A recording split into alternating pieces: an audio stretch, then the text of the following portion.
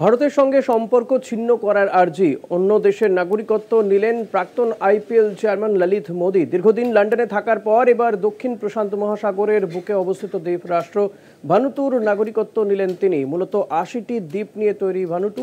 ললিত মোদি সেখানকার নাগরিকত্ব নেওয়ার মানচিত্রে ভানুতুর নাম উজ্জ্বল হয়ে উঠেছে। মোদির বিরুদ্ধে কয়েকশো কোটি টাকা আত্মসাতের পাশাপাশি আরও অভিযোগ রয়েছে। 2010 সাল থেকে দেশ ছাড়া মোদি 2015 সালে তার বিরুদ্ধে জামিন অযোগ্য ধারায় গ্রেফতারি পরোয়ানা জারি করে মুম্বাইয়ের বিশেষ আদালত। ভানুতুর নাগরিকত্ব নেওয়ায় ললিত মোদিকে দেশে ফেরানো কঠিন হবে। প্রায় 1.5 কোটি টাকায় ভানুতুর নাগরিকত্ব পাওয়া যায়। তবে ললিত মোদির বিরুদ্ধে জামিন অযোগ্য মামলা চলছে, তেমনই চলবে বলে বিদেশ মন্ত্রকের তরফে জানানো হয়েছে।